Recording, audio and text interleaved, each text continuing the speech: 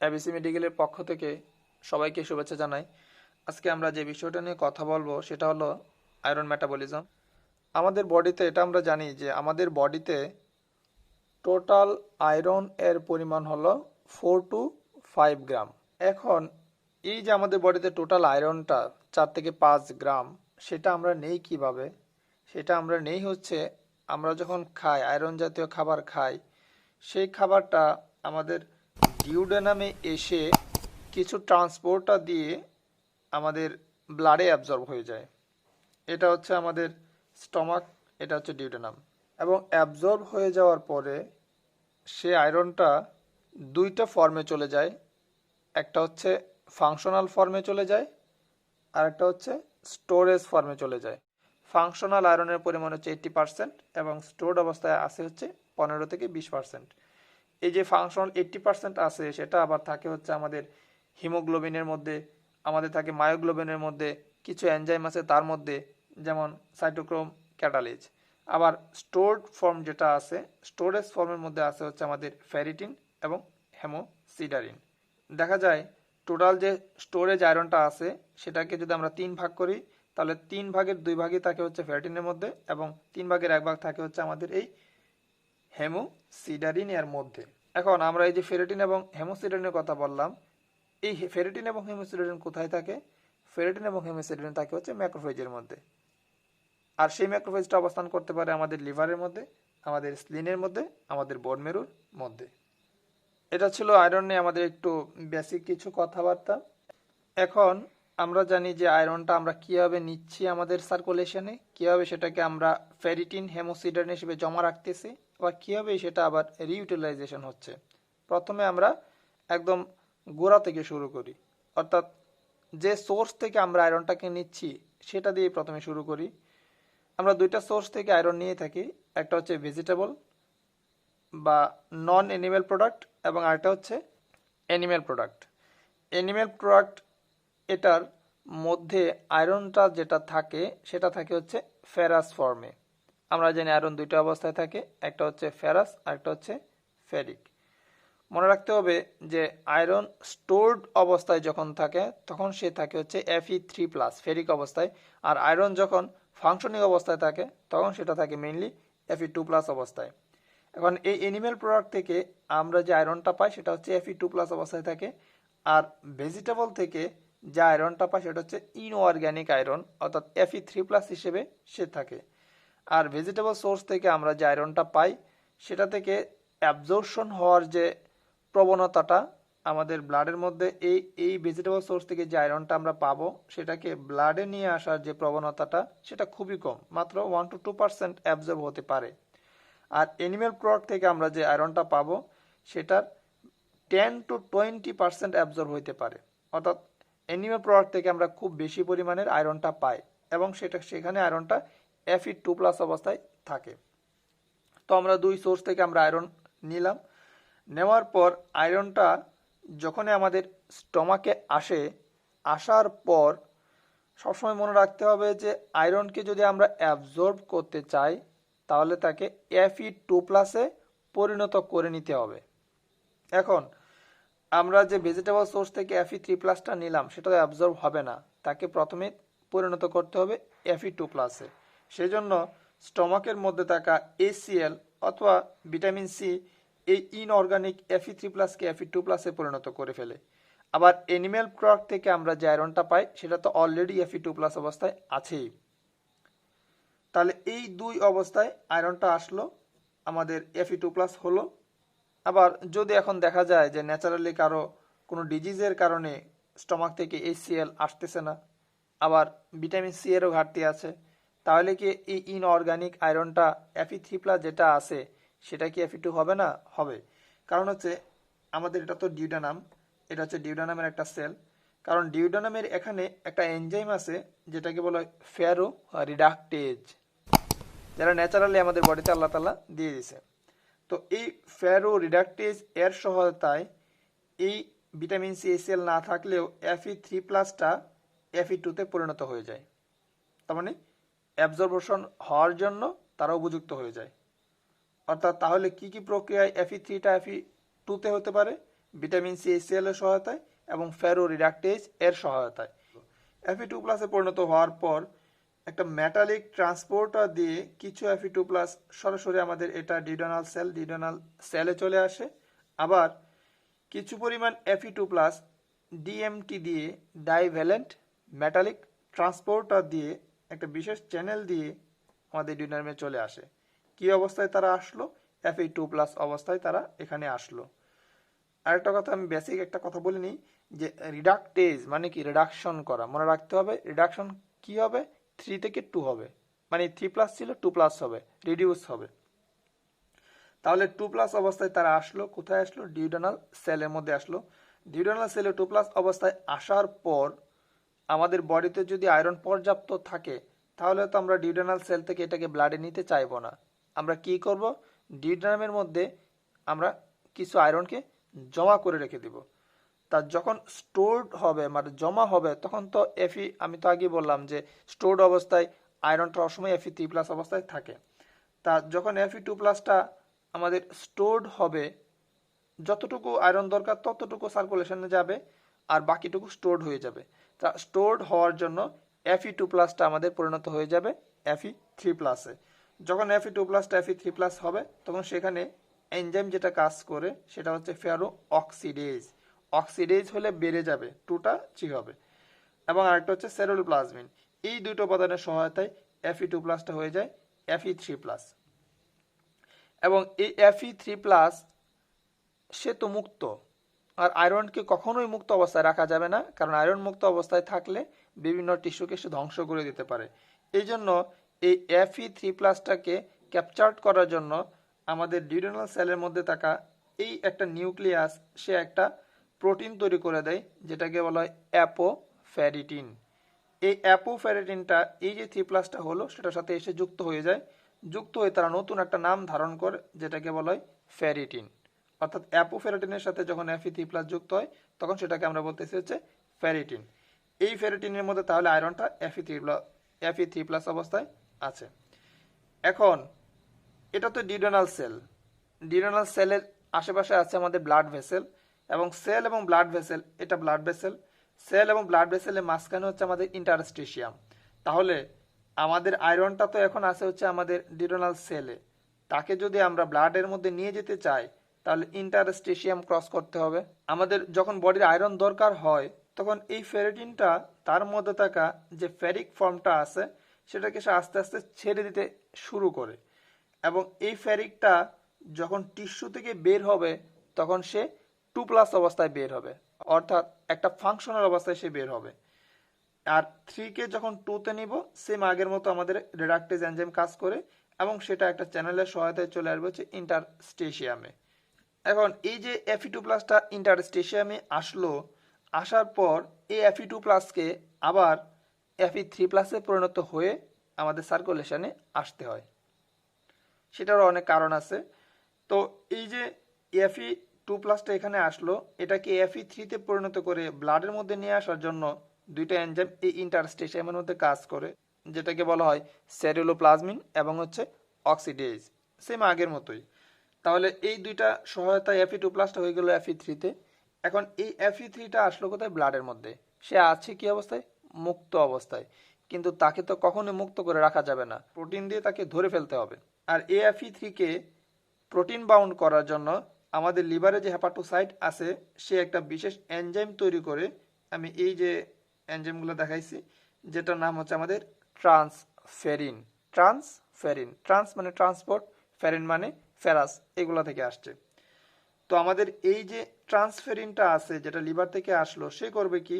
এই Fe3+টা যখনই ব্লাডের মধ্যে আসবে তখনই সে ধরে ফেলবে। আর এই ট্রান্সফেরিন এর পরিমাণ ব্লাডের মধ্যে যত পরিমাণ আয়রন আছে তার থেকে 3 গুণ, অর্থাৎ আয়রনের পরিমাণ থেকে ট্রান্সফেরিনের পরিমাণ অনেক বেশি থাকে, যেন কোনো আয়রনই মুক্ত অবস্থায় থাকতে না পারে, কারণ মুক্ত অবস্থায় থাকলে এরা বিভিন্ন টিস্যুকে ধ্বংস করে দিতে পারে। তাহলে এই যে ট্রান্সফেরিনটা আসলো, এই ট্রান্সফেরিন থেকে আরো দুইটা কথা আমাদের ক্লিয়ার করে নিতে হবে। একটা হচ্ছে যে আমাদের সেরাম আয়রন বলতে কি বোঝায়, এবং টোটাল আয়রন বাইন্ডিং ক্যাপাসিটি বলতে কি বোঝায়, এই দুইটা কথা আমাদের এই জায়গাগুলো থেকে ক্লিয়ার করে নিতে হবে। তো সেরাম আয়রন, আমরা সেরাম আয়রন বলতে কি বুঝি? ফ্রি অবস্থা আয়রন? নো। সেরাম আয়রন হচ্ছে আমাদের এই ট্রান্সফেরিনের সাথে এই যে 3+ যুক্ত হলো এই অবস্থায়, অর্থাৎ ট্রান্সফেরিনের সাথে 3+ যুক্ত অবস্থায় যে আয়রনটা আমরা ব্লাডের মধ্যে পাবো সেটাকে আমরা বলি সেরাম আয়রন। এবং এই সেরাম আয়রনের পরিমাণটা আমরা যদি এখান থেকে দেখাই, তাহলে সেরাম আয়রনের পরিমাণটা দেখা যায় আমাদের 100 মাইক্রোগ্রাম পার ডিএল ব্লাডের মধ্যে। এবং আরেকটা কথা হচ্ছে আমাদের টিআইবিসি বা টোটাল আয়রন বাইন্ডিং ক্যাপাসিটি, অর্থাৎ ট্রান্সফেরিন এর সাথে আয়রনকে বাইন্ড করার যে ক্যাপাসিটিটা, অর্থাৎ ট্রান্সফেরিন আয়রনকে যে ক্যাপাবিলিটির সহায়তায় বাইন্ড করে বা ট্রান্সফেরিনের আয়রনের সাথে যুক্ত হওয়ার যে ক্যাপাসিটিটা বা ক্যাপাবিলিটিটা, সেটাকে আমরা বলতেছি হচ্ছে টোটাল আয়রন বাইন্ডিং ক্যাপাসিটি। এখন এই টোটাল আয়রন বাইন্ডিং ক্যাপাসিটিটা কখন বাড়তে পারে কখন কমতে পারে? যদি আমাদের এই ট্রান্সফেরেন্টটা অনেক বেশি মুক্ত থাকে তাহলে তার ক্ষমতা অনেক বেশি আয়রনের সাথে যুক্ত হওয়ার। তার মানে যখন বডিতে আয়রন ডেফিসিয়েন্সি হবে তখন আমাদের টিআইবিসি অর্থাৎ টোটাল আয়রন বাইন্ডিং ক্যাপাসিটিটা বেড়ে যাবে, কারণ তখন মুক্ত ট্রান্সফেরিনের পরিমাণটা অনেক বেশি। আবার যখন বডিতে আয়রনের পরিমাণটা বেড়ে যাবে তখন এই ট্রান্সফেরিনটা কম থাকবে, কারণ অনেক বেশি ট্রান্সফেরিন তখন আয়রন দ্বারা লোডেড হয়ে যাবে, অর্থাৎ তখন টিআইবিসিটা কমে যাবে। এই দুইটা কথা গেল। এবং এই দেখা যায় এই ট্রান্সফেরিনের পরিমাণ হচ্ছে, যেহেতু সেরাম আয়রনের পরিমাণ 100 মাইক্রোগ্রাম, 3 গুণ যদি ট্রান্সফেরিন থাকে তাহলে এর পরিমাণটা দাঁড়ায় 300 মাইক্রোগ্রাম পার ডিএল। তাহলে এই যে ট্রান্সফেরিনটা আয়রন দ্বারা পূর্ণ হয়ে যাচ্ছে, মানে আয়রন দ্বারা স্যাচুরেটেড হয়ে যাচ্ছে, এর অনুপাতটা কত? যেহেতু এখানে ঘর আছে কয়টা? 6টা, 6টার মধ্যে পূর্ণ হয়ে গেল কয়টা? 2টা, তাহলে বলা যায় 2/6 এই অনুপাতে এরা পূর্ণ হচ্ছে। তাহলে যদি আমরা সিম্পল ম্যাথ করি তাহলে 1/3, আর 1/3 এটাকে যদি আমরা ক্যালকুলেশন করি তাহলে আসে কতটুকু? আসে হচ্ছে আমাদের 33%, অর্থাৎ এখানে ট্রান্সফারেন্স স্যাচুরেশন এর মানটা আমাদের আসতেছে হচ্ছে 33%। আচ্ছা, এই ছিল এখানকার কিছু বেসিক কথাবার্তা, কারণ এই কথাগুলো আমাদের আয়রন ডেফিসিয়েন্সি এনিমিয়াতে খুব বেশি কাজে দেবে। তাহলে আমরা এখন দেখলাম যে ট্রান্সফেরিনের মধ্যে আয়রন এসে লোডেড হয়ে গেল। এখন এরা তো সেরাম আয়রন হলো, মানে ট্রান্সফেরিনের সাথে আয়রনটা যুক্ত হলো। এখন সেরাম আয়রনটা আমাদের ব্লাডের মধ্যে ঘুরে বেড়াচ্ছে, কিন্তু তাকে তো ঘুরে বেড়ালে হবে না। আয়রন আমাদের দরকার কোথায়? আমাদের হিমোগ্লোবিনের আয়রন দরকার আরবিসি তৈরি করার জন্য। তো সেই কারণে আমাদের এই যে আয়রনটা আছে ট্রান্সফেরিনের সাথে যুক্ত অবস্থায়, সেটা আমাদের চলে যায় কোথায়? যে যে জায়গাগুলোতে আমাদের আরবিসি প্রোডাকশন করা দরকার সেই সব জায়গাতেই এই ট্রান্সফেরেন্টটা চলে যাবে। এবং যে যে অংশগুলো আমাদের আরবিসি প্রস্তুত করতে পারে তারা প্রত্যেকেই করে কি? তারা প্রত্যেকেই তাদের সেল সারফেস এর গায়ে এই ট্রান্সফেরিনের জন্য একটা রিসেপ্টর তৈরি করে দেয়, যেটাকে বলা হয় ট্রান্সফেরিন রিসেপ্টর। যেমন আমরা এই সেলটার কথা বলতে পারি, এটা হচ্ছে একটা ইরাইথ্রোব্লাস্ট, বোন মেরুর মধ্যে থাকা ইরাইথ্রোব্লাস্ট। এই ইরাইথ্রোব্লাস্ট এটা থেকে একসময় আরবিসি তৈরি হবে। তাহলে এই ইরাইথ্রোব্লাস্ট থেকে যদি আরবিসি তৈরি হয় তাহলে তার তো অবশ্যই আয়রনটা দরকার। সেই জন্য সে করে কি, এই ট্রান্সফেরিনের মধ্যে থাকা আয়রনটাকে নেওয়ার জন্য সে তার সেল সার্ফেসের গায়ে ট্রান্সফেরিন রিসেপ্টরটাকে প্রকাশ করে, যেন ট্রান্সফেরিনটা এসে এখানে যুক্ত হতে পারে। তো সেই লক্ষ্যে এই যে ট্রান্সফেরিনটা আছে সেটা ঘুরতে ঘুরতে সে চলে যায় বোন মেরুতে। সে বোন মেরুতে যেতে পারে, সে লিভারে যেতে পারে, সে স্প্লিনে যেতে পারে, মানে যে যে অংশগুলো আমাদের ব্লাড তৈরি করার কাজে নিয়োজিত ছিল সেই সব জায়গায় চলে যেতে পারে। তো আমরা ধরে নিলাম এটা এখন আসলে হচ্ছে বোন মেরুর মধ্যে থাকা একটা ইরাইথ্রোব্লাস্ট সেলের মধ্যে। এই আমাদের ট্রান্সফেরিনটা এসে ট্রান্সফেরিন রিসেপ্টরের সাথে যুক্ত হয়ে গেল, এবং এই ট্রান্সফেরিন রিসেপ্টরের সাথে যখন যুক্ত হয় সেটা এন্ডোসাইটোসিস প্রক্রিয়ায় আমাদের সেলের ভিতরে চলে আসে, এবং সেলের মধ্যে থাকা লাইসোজোম এর সাথে যুক্ত হয়ে এটাকে লাইসিস বা ভেঙে দেয়। ভেঙে দিয়ে এই যে ডট যেটা দেখাচ্ছে সেটা হচ্ছে আমাদের আয়রন, এই আয়রনটাকে মুক্ত করে দেয়। এবং এই আয়রনটা অবশ্যই এখানে কি অবস্থায় আছে? 3 অবস্থায় আছে, কারণ এখানে 3 অবস্থায় ছিল, তাহলে এখানেও তো 3 অবস্থায়। এবং এই যে রিসেপ্টরটা আছে, এই রিসেপ্টরটা আবার কোথায় চলে আসে? আমাদের আমাদের এই সেল সার্ফেসে চলে আসে ট্রান্সফেরিন রিসেপ্টরটা, এবং এই যে ট্রান্সফেরিনটা আছে সেটাও আবার মুক্ত হয়ে চলে আসে। তারপরে রিসেপ্টরও চলে আসে, ট্রান্সফেরিন যেটা আছে সেটাও চলে আসে, শুধুমাত্র আয়রনটা আমাদের এই ইরাইথ্রোব্লাস্টের মধ্যে থেকে যায় এবং সেটা 3 অবস্থায় থেকে যায়। এই আয়রনটা কোথায় যায়? আয়রনটাকে কোথায় যেতে হবে? আয়রনটাকে হিমোগ্লোবিনের মধ্যে যেতে হবে। তা আমরা এখন এই আয়রনটাকে এখানে রেখে দিই। আয়রন এখানে তৈরি বসে আছে Fe3+। আচ্ছা, এখন আমাদের ইরাইথ্রোব্লাস্ট, এটা তো একটা সেল, ইরাইথ্রোব্লাস্ট সেল। ব্লাস্ট বলতে যেগুলো বড় সেল সেগুলোকে বোঝায়। তাহলে এই ইরাইথ্রোব্লাস্ট সেলের মধ্যে এটা একটা মাইটোকন্ড্রিয়া, এবং এই মাইটোকন্ড্রিয়াটা করে কি সাকসিনাল কো এবং গ্লাইসিনের সহায়তায় অ্যামাইনো লেভোলেনিক অ্যাসিড নামে একটা উপাদান তৈরি করে, একটা যৌগ তৈরি করে। এরকমভাবে অ্যামাইনো লেভোলেনিক অ্যাসিড দুইটা মিলে তৈরি হয়ে হচ্ছে আমাদের একটা পাইরোল রিং।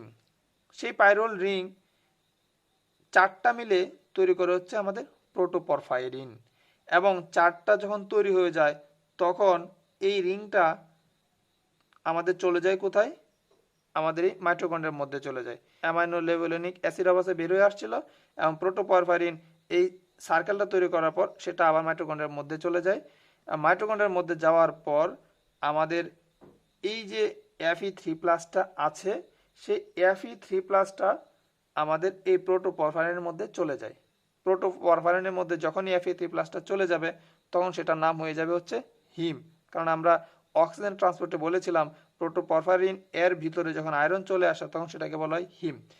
কিন্তু হিমের মধ্যে তো আয়রনটা থাকে হচ্ছে 2+ অবস্থায়, এখানে আছে তো 3+ অবস্থায়। তাহলে এটাকে রিডিউস করতে হবে, 3 থেকে 2 করতে হবে। সেজন্য এখানে একটা রিডাক্টেজ এনজাইম ক্রিয়া করে 3টাকে 2 করে দেয়, এবং 2 করে দিয়ে সেটা মাইটোকন্ড্রিয়ার মধ্যে থাকা এই প্রোটোপরফাইরিন রিং এর মধ্যে গিয়ে বসে যায়, যেটা নাম হয়ে যায় হচ্ছে হিম। এবং এই হিম অবস্থায় সে মাইটোকন্ড্রিয়া থেকে বের হয়ে আসে। বের হয়ে আসার পর এই হিমের সাথে একটা গ্লোবিন চেন যুক্ত হয়ে যায়, যেটাকে আমরা বলি হিমোগ্লোবিন। তাহলে এই হিমোগ্লোবিনের মধ্যে আছে আমাদের হচ্ছে আয়রন 2+, কারণ এখানে 3 থেকে 2 হয়েছিল। এখন এই যে হিমোগ্লোবিনটা আছে, এরকম হিমোগ্লোবিন 4টা এসে হিমোগ্লোবিন টেট্রামার হয়, এবং তার চাঁদে কিছু সাইটোপ্লাজম সেল মেমব্রেন যুক্ত হয়, তার নাম হয়ে যায় হচ্ছে আরবিসি বা রেড ব্লাড সেল। এই রেড ব্লাড সেলটা তখন এই বোন মেরু থেকে, এই যে সেলটা আছে ইরাইথ্রোব্লাস্টটা আছে, সেটা হচ্ছে বোন মেরুর মধ্যে থাকা একটা সেল। তাহলে এই ইরাইথ্রোব্লাস্টটা একসময় ম্যাচিউর হয়ে সে তৈরি হয় হচ্ছে আরবিসি। সেই আরবিসিটা বোন মেরু থেকে বের হয়ে চলে আসে আমাদের কোথায় চলে আসে? সে ব্লাডের মধ্যে চলে আসে, মানে সার্কুলেশনে চলে আসে। তা সার্কুলেশনে চলে আসার পর সে 120 দিন সার্কুলেট হয়। 120 দিন সার্কুলেট হওয়ার পর তাকে ডেস্ট্রয় হইতে হয়। আমরা জানি আরবিসি 120 দিন পরে ডেস্ট্রয় হয়ে যায়। তো মেইন ডেস্ট্রাকশন সাইট হচ্ছে আমাদের স্প্লিন, এবং স্প্লিনের ম্যাক্রোফেজের মধ্যে গিয়ে তারা ডেস্ট্রয় হয়। সেজন্য এই আরবিসিটা স্প্লেনিক সার্কুলেশন দিয়ে যখন যায় তখন স্প্লেনিক সার্কুলেশনের মধ্যে বসে থাকা আমাদের স্প্লেনিক ম্যাক্রোফেজ সেই আরবিসিটাকে এনগালফ করে তার মধ্যে নিয়ে নেয়। এই আরবিসিটা আমাদের, এটা হচ্ছে ম্যাক্রোফেজ, এই ম্যাক্রোফেজের মধ্যে চলে আসলো এবং আরবিসিটাকে সে ডেস্ট্রয় করে। আরবিসিটাকে যদি ডেস্ট্রয় করে তাহলে সে কি কি সেখান থেকে পাবে? আরবিসিটা ডেস্ট্রয় হওয়ার মাধ্যমে আমরা 3টা অংশ পাই। আমরা কিছু প্রোটিন অংশ পাই, সাইটোপ্লাজমের মধ্যে থাকা কিছু প্রোটিন পাই। আমরা সেল, যেহেতু আরবিসি একটা সেল, তাহলে তার সেল মেমব্রেন পাবো এবং হিমোগ্লোবিন পাবো। আমাদের সাইটোপ্লাজমের মধ্যে থাকা প্রোটিনটা অ্যামাইনো অ্যাসিডে পরিণত হয়ে যাবে, এবং আরবিসির মধ্যে থাকা যে মেমব্রেনটা আছে, আমরা জানি মেমব্রেন হচ্ছে লাইপোপ্রোটিন নির্মিত, অর্থাৎ লিপিড এবং প্রোটিন নির্মিত। তাহলে 2টা অংশ আমরা মেমব্রেন থেকে পাবো, একটা হচ্ছে প্রোটিন এবং আরেকটা হচ্ছে লিপিড। প্রোটিন থেকে অ্যামাইনো অ্যাসিড পাবো এবং লিপিড থেকে পাবো হচ্ছে আমরা ফ্যাটি অ্যাসিড। আবার হিমোগ্লোবিন থেকে আমরা পাবো হচ্ছে হিম এবং গ্লোবিন।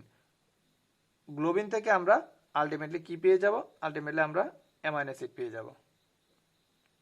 তাহলে আমাদের রয়ে গেল কি? শুধুমাত্র হিম। এই যে amino acid, fatty acid, amino acid, এগুলো তো আমাদের গ্লুকোনিওজেনেসিস প্রক্রিয়ায় বা অন্যান্য বিভিন্ন মাধ্যমে সেটা বডির জন্য ইউটিলাইজ হয়ে যায়। শুধু থেকে যায় হচ্ছে হিম, এবং হিমের মধ্যে আমাদের আছে কি? আয়রন এবং বিলিভার্ডিন। এবং আমাদের এই যে বিলিভার্ডিন যেটা আছে, সেটা ওই এন্টারো হেপাটিক সার্কুলেশন প্রক্রিয়ায় যে বাইল তৈরি হয়েছিল, সেই বাইল হয়ে আমাদের ফিকাল ম্যাটার দিয়ে বের হয়ে যায় এই বিলিভার্ডিনটা। এবং সবশেষে তাহলে রয়ে গেল কি? সবশেষে রয়ে গেল হিম, এবং হিমের মধ্যে আছে কি হচ্ছে আমাদের আয়রন। তাহলে এখানে আয়রনটা আছে হচ্ছে 2+ অবস্থায়। এবং আমরা এটাও শুনেছিলাম প্রথম দিকে যে আমাদের ম্যাক্রোফেজ হচ্ছে আয়রন স্টোর করার একটা জায়গা। তাহলে এখানেও ম্যাক্রোফেজের মধ্যে আয়রনটা স্টোর হয়। সেই জন্য যেহেতু স্টোরেজ ফর্মের মধ্যে আয়রনটা 3+ অবস্থায় থাকে, সেই জন্য এই হিমের মধ্যে থাকে আয়রন 2কে 3 করার জন্য সেম আগের মতোই সেরোপ্লাজমিন এবং অক্সিডেজ এনজাইমটা ক্রিয়া করে Fe3+ করে দেয়, এবং 3+ করার পর এই ম্যাক্রোফেজের মধ্যে থাকাও একটা নিউক্লিয়াস সে অ্যাপোফেরেটিন তৈরি করে এই Fe3+ এর সাথে বাইন্ড করে ফেরেটিনে পরিণত করে দেয়। অর্থাৎ Fe3 এবং অ্যাপোফেরেটিন দুটো যুক্ত হয়ে তৈরি হয়ে যাচ্ছে ফেরেটিন, যেখানে আয়রনটা থাকে হচ্ছে আমাদের Fe3+ অবস্থায়। এখন এই ম্যাক্রোফেজের মধ্যে তো প্রতিনিয়তই আরবিসি এরকম ভাঙতেছে, তাহলে এরকম ফেরেটিনের পরিমাণও তো অনেক বেড়ে যাবে। দেখা যায় এই ফেরেটিনগুলা একসাথে যুক্ত হয়ে একটা বড় একটা ম্যাস তৈরি করে, যেটাকে বলা হয় হেমোসিডারিন। এই হেমোসিডারিনের পরিমাণ যখন বেড়ে যায়, এটা একটু ক্লিনিক্যাল কথা, হেমোসিডারিনের পরিমাণটা যখন বেড়ে যায় তখন কিন্তু কোনো ক্লিনিক্যাল সাইন সিমটম প্রকাশ করে না, কিন্তু হেমোসিডারিনের পরিমাণ বেশি, তখন সেটাকে বলা হয় হেমোসিডারোসিস। আর যখন এই হেমোসিডারিনের পরিমাণ এতই বেড়ে যায় যে বিভিন্ন টিস্যুকে সে ধ্বংস করতে শুরু করে, তখন সেটাকে বলা হয় হেমোক্রোমাটোসিস। তাহলে এই যে আয়রনটা সেটা আমাদের ম্যাক্রোফেজের মধ্যে স্টোরড হলো দুইটা উপায়ে, একটা হলো ফেরেটিন এর মাধ্যমে স্টোরড হলো, আর একটা হলো হেমোসিডারিনের মাধ্যমে স্টোরড হলো। কিন্তু দেখা যায় যে হেমোসিডারিনের মাধ্যমে টোটাল স্টোরড আয়রনের মাত্র 1/3 থাকে, ফেরেটিনের মধ্যে থাকে হচ্ছে টোটাল আয়রনের 2/3, অর্থাৎ স্টোরেজ ফর্মটা ফেরেটিনে বেশি থাকে।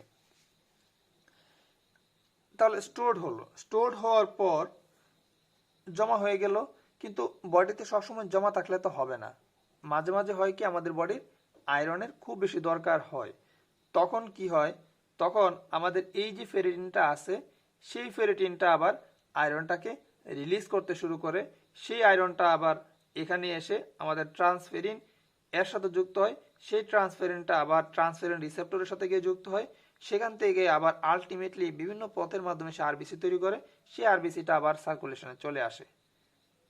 তার মানে আয়রনটা একটা সাইক্লিক প্রক্রিয়ায় বারবার ইউটিলাইজ হয়ে যাচ্ছে, সে কিন্তু লস হচ্ছে না। অর্থাৎ আমাদের টোটাল বডি আয়রনটা সবসময় একটা সাইক্লিক প্রক্রিয়ায় ইউটিলাইজেশনের মধ্যেই থেকে যাচ্ছে, যদি কিনা আমাদের ব্লাড লস না হয়। কারণ ব্লাড যদি লস হয় তাহলে তো টোটালি চলে গেল আয়রনটা। তাহলে এভাবে আমাদের আয়রনটা আমাদের মেটাবোলাইজ হচ্ছে বা সাইকেল প্রক্রিয়ায় আমাদের বডিতে রিইউটিলাইজেশন হচ্ছে। এই ছিল আয়রন মেটাবলিজম নিয়ে মোটামুটি কথাবার্তা। ধন্যবাদ সবাইকে।